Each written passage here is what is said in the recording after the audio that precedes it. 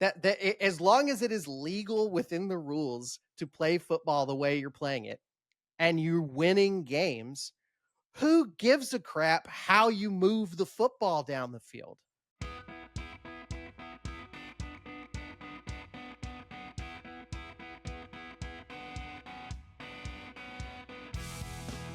The latest college football playoff rankings have Alabama 10th. And while we don't necessarily disagree with the ranking, some of the logic is kind of stupid. Welcome to Beat Everyone. I'm Ben Flanagan with AL.com. And look, we're taking the bait. We're reacting to these dumb CFP rankings with just 2 games left in the regular season. Long way to go, obviously. It always is whenever they release these. Until they actually get the field set, we really don't know a thing. Beat Everyone producer, AL.com contributor, and one of the SEC Shorts players, Matt Scalici, is here with me right now. Matt, quick thoughts. Do you tune in for the CFP ranking show every Tuesday? Is it the appointment television that they hope it will be for you and other college football fans? Ben, I think I'm gonna use a phrase that I often see on social media, which is everything that I've learned about the college football playoff rankings show has been against my will. I am shown clips of it. I see a lot of quotes from it, but I would never willingly subject myself to this show. And I have watched it before. I think I just very quickly realized that I don't know a single person who watches this show and feels good while doing so. And I don't know that that's necessarily by design, but I don't think that this adds a positive component of enjoying your experience as a college football fan. It's rage bait is what it is. Yeah. I mean, I think we can get into it, but I think there are other reasons that it exists also. Oh, for sure. I mean, yeah. But I mean, if you're talking about the substance of the rankings, the substance of the discussion around them, there isn't a ton. And you know, I don't watch it usually. I mean, if I happen to be like, just if the TV happens to be on and it's like, oh, that show's on, I'll just put it on in the background. It's not anything I'm like depending on. But the trouble about it in our business is that people are going to react to it, and ultimately that's what it's designed to do. It's designed to get eyeballs on it and get people talking, and it works typically. I usually suss it out on social media. Everybody's reacting to it. And I just see, like, how do Alabama fans feel about this? Why are they mad this time? And they had a lot to be mad about last night. It worked on them like a charm, and it'll keep them coming back. And look, I mean, as long as Alabama is part of the conversation, that's a good thing, right? You want Alabama in the college football playoff conversation, just like they were last year. And hopefully they're not just knocking on the door and ultimately on the outside looking in like they were last year. But that, thankfully, is up to Alabama. They control their own destiny in a lot of ways. And we'll talk a little bit more about that in just a minute with 2 games left in the regular season. But Matt, I want to go through 3 takeaways, I guess, from last night. And you know, this is no offense to anybody who makes decisions like these or you know, attempts to reason with people as to why Alabama ranked where they do in the current rankings. But I'm looking at sort of like 3 points of contention, sort of like the dumbest points against Alabama, and the reason that they're ranked in where they are, which is number 10. And we can look at the rankings right now. Let's just run through them real quick in the top 12, because obviously 12 teams make the college football playoff. Number 1, Ohio State. Number 2, Indiana. Number 3, Texas A&M. Number 4, Georgia. Number 5, Texas Tech. 6, Ole Miss. 7, Oregon. 8, Oklahoma.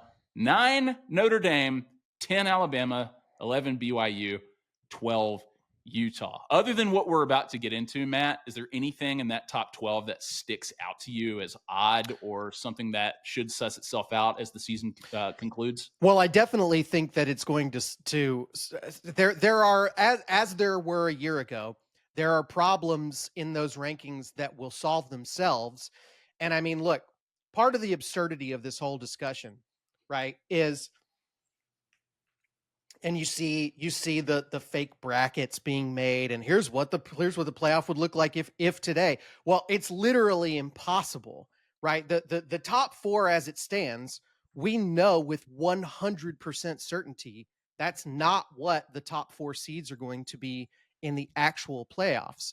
So that alone tells you this whole discussion is sort of based on an absurd premise, right? Indiana and Ohio State are not both going to be in the top 4. It is literally impossible with how the playoffs are set up currently.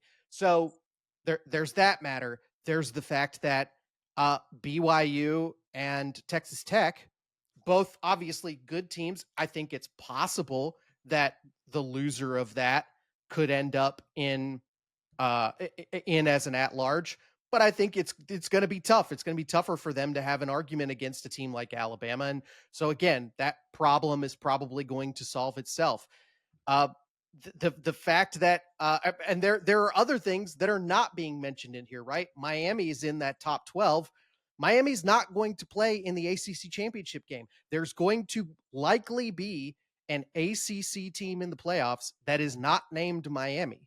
So this is just it is a discussion about a hypothetical situation that we know with 100% certainty will never come to pass. I'd be much more interested if this playoff ranking was more about projecting where we could be, looking at the possibilities of where we could be after the next 2-3 weeks of football games. But that's not what we look at. We look at this hypothetical situation that is largely going to resolve itself one way or another.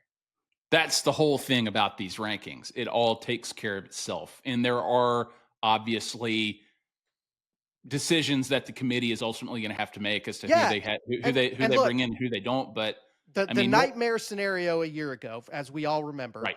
where it did come down to a decision, it didn't totally take care of itself. And what it came down to is, do we put in a team that lost in the ACC championship game, or do we put in 3-loss Alabama? That was a subjective decision that had to be made. I know most Alabama fans think they made the wrong decision, but ultimately that is a scenario where you didn't just say it'll all handle itself.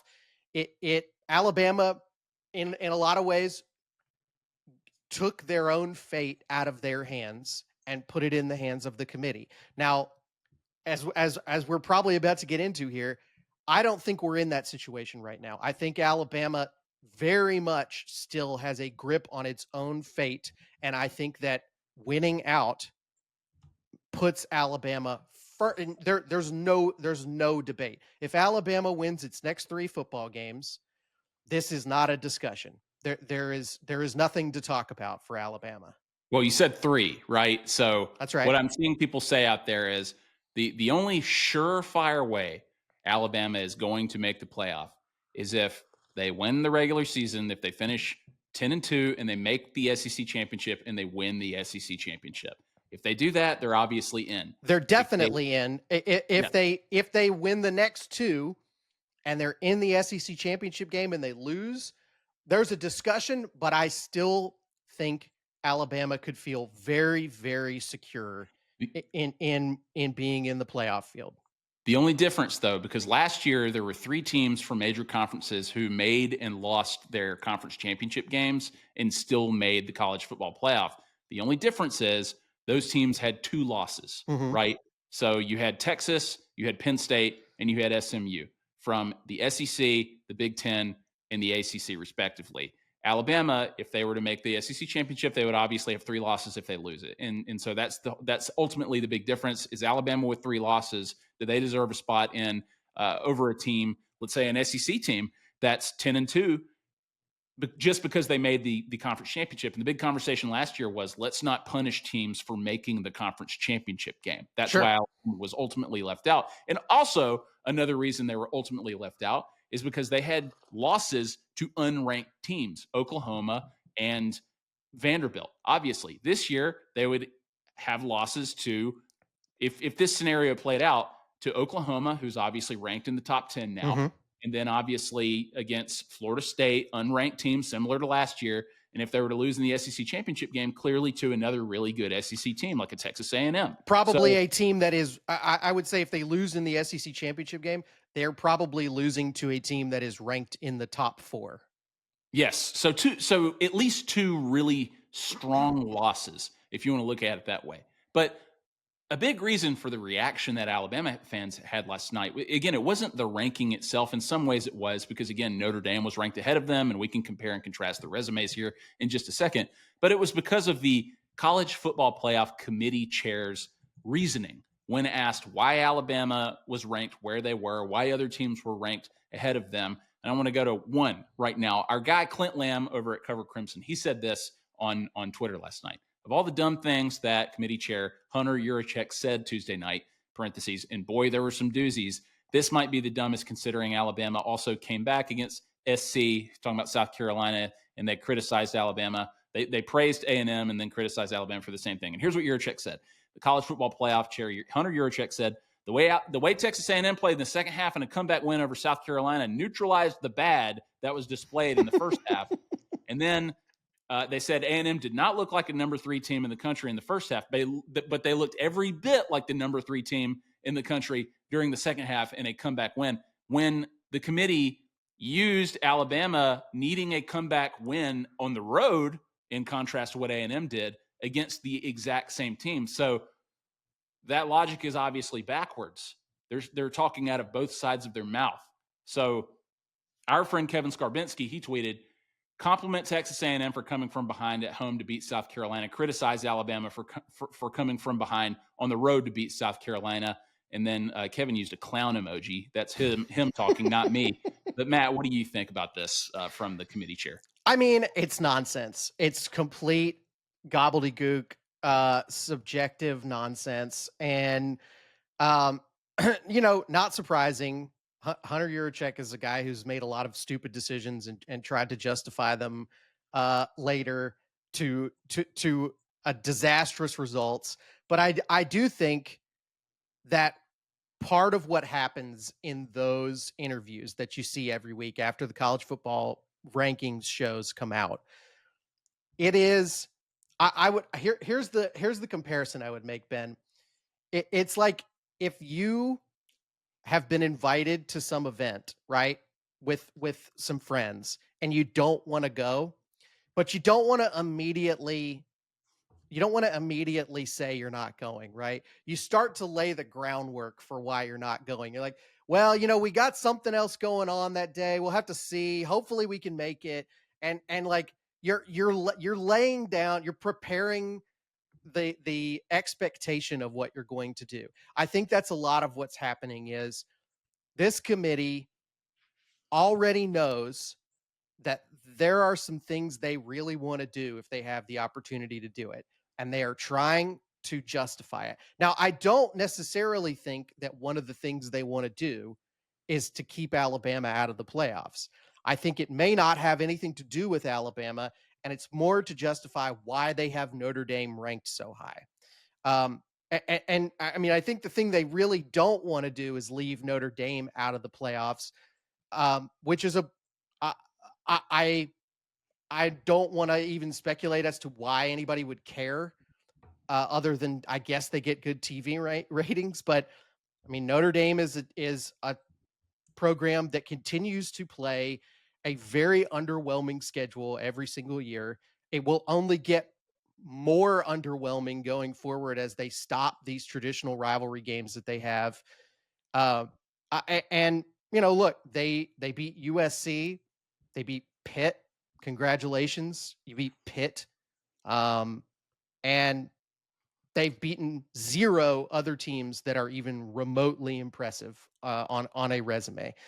This is and their last 2 games are against Syracuse and Stanford, so no other opportunities to impress. Notre Dame's resume is what it is now, and it's not going to change unless they somehow lose to one of those 2 teams, and I wouldn't expect that. So the question is, where are their biggest threats? And I think that what they look at right now is that the biggest threat to Notre Dame is Miami, a team that beat them head to head, and a team that is currently pretty highly rated, and again also doesn't really have many opportunities to lose for the rest of the season.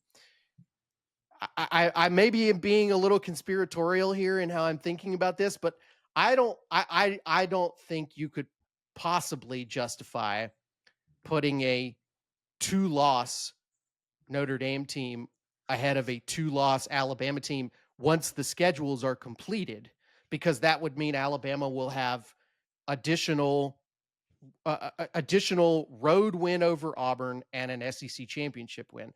I don't think that's what they're trying to argue. I think they are trying to lay the groundwork to say, hey, what Notre Dame has already done is very impressive. Impressive enough to put them where they are. And now they can stand on that argument because nothing's going to change for Notre Dame. Their resume is essentially, I mean, you might as well call their season over at this point. Well, they made the final last year, and there's obviously a lot of love for Notre Dame, no matter what. I watched the last SEC shorts or one of the recent ones. Right, they hit the nail on the head when it comes to how the committee feels about Notre Dame. But the same is true for Alabama. Obviously, these are two of the bluest of the bloods, right? So they want them both in. Now it's up to these teams to get it done, and certainly Alabama. So again, we go back to that same point: win and you're in. Win your final two games. And if you're 10-2 and you don't make the SEC championship, you're probably still in, but you're going to need a little bit of I help. think so. And But I'll say this, Ben. I think that's fair. I know everybody's going to want. This is an Alabama fan show, and y'all want to see Alabama in the playoffs no matter what happens. The truth, I think we can all be objective with ourselves. This is an Alabama team that's done some very good things. They've done some underwhelming, unimpressive things at certain moments. This is where you are. You have to beat Auburn. I know it's tough. I know it's not an easy situation, but I think it's pretty fair to say if you want to be in contention for a national championship, you should be able to beat this Auburn team. This Auburn team that fired its head coach, that has not been able to beat any of the elite teams on its schedule this year. I think if you can't do it, I think it's kind of deserved that you don't proceed further into the national championship race. they'll be 9-3. Like my contention from the start with this 12-team playoff thing is I don't want 9-3 teams in the championship picture anyway. Yeah, They and don't there's belong. gonna be, but But they don't belong in the conversation. right. Like again, like it makes me pine for the BCS when we reach the depths of this conversation. And Alabama, look, you had the chance to make the Iron Bowl not matter again, just like it didn't matter in 2017. If you had beaten Oklahoma, which everybody says you should have or whatever. I mean, Oklahoma came in and they won. But if you had beaten Oklahoma again, they lose the second straight year. The Iron Bowl wouldn't have mattered. You could have gone in there 10-1, lost that game, and very likely at 10-2 you still make the playoff despite the loss to Auburn. I mean, you've Probably. got Yeah. you've got a bad loss against you, but they blew it again. But the good thing is that they haven't blown the season. They haven't pissed it away, to use Ty Simpson's terminology, to quote him directly, right? So we know Alabama's credentials. They've had the winning streak against ranked teams. The win at Georgia, obviously, is one of the best wins of the year. The strength of schedule, they've got a strong resume. And again, if they finish 10-2, whether they make the SEC game or not, they have a great case to make the playoff. Notre Dame opened the season 0-2, losing to the best teams that were even on their schedule, A&M and Miami. Like you said, the best win that they have is USC. It's their only win against a currently ranked team. Alabama has 4 of those.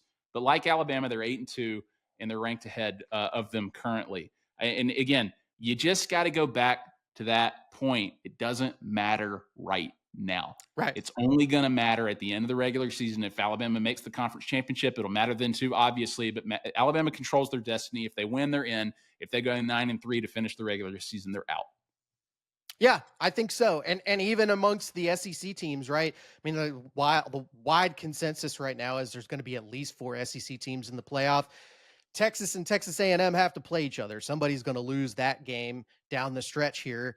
I think that Alabama has an opportunity to be well in place to rank in the top 12 even before they play the SEC championship game. Securely, I think further up in the top 10. And I think you can't really ask for much more than that, given where this team is right now. They they're not perfect. This is not a case of a couple of years ago of Florida State getting left out despite being undefeated. Alabama wasn't perfect, and they wouldn't be in this discussion at all if we were back in the 14 playoff era. But we're in a new world, and so they still have a shot. And I think you have seen this team respond to adversity this year, and we'll see how they respond now, coming off of a what I would think is a very frustrating and disappointing loss, where they feel like they did what they had to do to win the game, but a few small but crucial mistakes cost them everything. Uh, the question is, are they going to respond to that? And how are they going to respond when they get on the field at Jordan Hare and the first good thing happens for Auburn and the place loses its mind? Because it's going to happen. Last thing here, Matt, about the committee rankings. Yurichek also said about Alabama this. They were rolling there in the middle of the season with those 4 wins, but they've struggled on the road. They didn't run the ball very well against South Carolina. They didn't run the ball very well in the This is game the dumbest against argument. Oklahoma. Matt, do rushing stats matter for your playoff resume? This is the dumbest argument that was made of anything that I've heard them say. That's not how the sport works. And look, it's not just me saying this, okay? Ben, we have asked the very smart football experts that we have had on this show the last several weeks about Alabama's run game and whether this is an issue. And all of them have essentially said the same thing to us, which is, if that ain't what you do, then it ain't what you do. And you find other ways to win. And Alabama has been finding other ways to win, because football is not press A to pass and press B to run. That's not how you play football. There's a million permutations of how to move a football down a field. And Alabama has found a lot of incredibly creative ways to do it, despite not having the sort of traditional inside I formation run game. I mean, it is as absurd as saying that the service academies are ineligible for the playoffs because they never throw a pass, because that's the style of football they play. As long as it is legal within the rules to play football the way you're playing it, and you're winning games, who gives a crap how you move the football down the field? It's nuts. It honestly though, this kind of reminds me of 2023 when they snubbed Florida State for to make the college football playoff because Hmm. their starting quarterback was obviously hurt, and so it just becomes this hypothetical situation where you don't have your starting quarterback, so you're obviously going to lose. You don't belong in the college football playoff when there were a whole lot of other players on that team, and so it doesn't really matter how they've earned it. They've earned it, and they probably belong. They certainly did. They played an undefeated season. They should have been in the playoff at the expense of Alabama after beating Georgia in the SEC championship.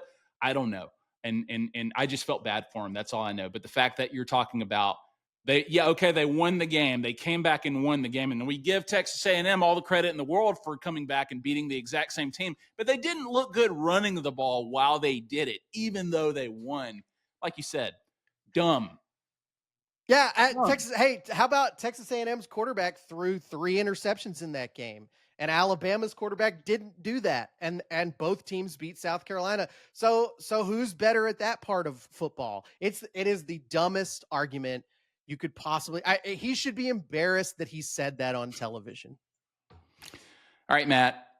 Big picture here. 2 games left. We see what the committee thinks of Alabama right now. I want to know your current outlook. How does the regular season finish, and where does that put Alabama in the playoff picture? If you had to predict the next few games and how it plays out for Alabama, what happens? It's so tough to do that, Ben, because as I've said many times, my superstitious belief in the power of Auburn in a home Iron Bowl clouds the future for me. and it really does make that game feel like more of a coin flip to me. But let's say Alabama wins the Iron Bowl. If they don't, we all know what happens. We all know that that's the end of the story for this Alabama team, and they end up going to a mediocre Florida bowl game probably, and that's it, and everybody forgets about anything else that happened this season. But let's say they beat Auburn, and they get to the SEC championship game. There are a couple of different possibilities. First of all, because I don't think it's impossible at all for Texas to beat Texas A&M in that game. I think that's a very interesting matchup, and I think that will determine a lot about who plays in the SEC championship game. I think that Alabama absolutely would have a shot against Texas A&M. I think the way their defense has played all season, including against Oklahoma, would make that a very competitive game. Texas A&M obviously is good in a number of facets, but they're not as good up front defensively as some of the other teams that have given Alabama trouble lately. So I totally look. I think if Alabama gets through the Iron Bowl, do I think they can beat Texas A&M? Absolutely. Do I think they could beat Ole Miss in that game? Definitely, because I'm not sure how mentally present the head coach of Ole Miss is right now uh, in that job. He certainly seems like he has a lot of distractions going on, and we know that there's a lot of precedent for Lane Kiffin maybe being a little checked out when he's on the job market towards the end of a season. That one is interesting to me. I think probably the most compelling potential situation there is if Georgia found a way into that game against Alabama. I think it was such a close game the first time. And I do think Georgia has gotten better over the course of the season. I would say that's probably the scariest potential matchup for Alabama in that game. Just my personal opinion. Uh, but but regardless, I do think if Alabama gets to that game and looks competitive, they will be in the playoff ultimately. If you lose, I think you fall back a little too far. I don't think you'll be in the top 8, which would mean you're going to play on the road in the first round of the playoffs, which is interesting. uh, I think it would be cool to see the first ever playoff game at Bryant Denny Stadium, but I don't think it's in the cards. I think you're looking at a situation where Alabama either wins the SEC championship and gets a first round bye, or they lose in that game and they fall to somewhere between 9 and 12 and they play that first round game on the road. I think as it's currently projected, they would have to go out to Eugene, Oregon, and play Oregon in the first round, which would be Sure. really cool. Like as a I think college that's football cool. fan, I would love that. Would love if it was in Tuscaloosa too. But I mean, the only thing that matters is that the goal here is that they make the playoff. And the That's truth what is, Kalen DeBoer has to do. for whatever Hunter Yurachek wants to say, this Alabama team hasn't really played poorly on the road this season. That whole stereotype, I think, has been shed as of this Well, they didn't season. run the ball very well against Oh, South I Carolina, see. Matt. They didn't Yeah, run the look, ball. they lose the opener at Florida State. Outside of that, they win on the road at South Carolina in a very intimidating atmosphere, I would say. They have I would say maybe their biggest games have mostly come at home this season, but this is a team that I think, as a lot of people said last night, Alabama has arguably the single best win in college football, and it came on the road at Athens, Georgia at night. I think all of the questions about whether this team can win a big game on the road are done. We don't need to talk about that anymore. I think if Alabama plays Georgia in the SEC championship, and let's say Georgia beats them, I think that works to Alabama's favor because then you just have a scenario where they've split, Yeah, and the committee would sure. say they've split, they both belong. And honestly, like if they play Texas A&M, and let's say Texas A&M beats them by a considerable margin, then I think it's worse because you're basically saying, Yeah, well, they're not on the level with the you, best of the SEC, you don't want to get blown out in that game for sure. right? You want to at least be competitive. But that's what we saw last year, by the way. And we only have 1 year of data to go on in this system, but that's ultimately why both Clemson and SMU got in last year, was because no matter who won that game, the fact that it was so competitive made the committee go, well, these teams are clearly both worthy of being in the playoffs. If one of them is, then the other one is too. So But I think you there is a risk. You don't want to get blown out. You don't want to get embarrassed in that game. But the other thing working in their favor, Texas makes the SEC championship last year. They lose to Georgia for a second time Mhm. in the SEC championship game. They still make the college football playoff and Right. potentially where they would potentially play Georgia for a third time. It would have been for the national championship last year. So look, Alabama has a lot going for it right now. They just have to win. That's it. They just have to win. Easier said than done, obviously, in Auburn. I think they beat Eastern Illinois, obviously, and I think they probably beat Auburn. But I mean, golly, Matt, Auburn hasn't convincingly won a game in Auburn, an Iron Bowl in Auburn since 2017.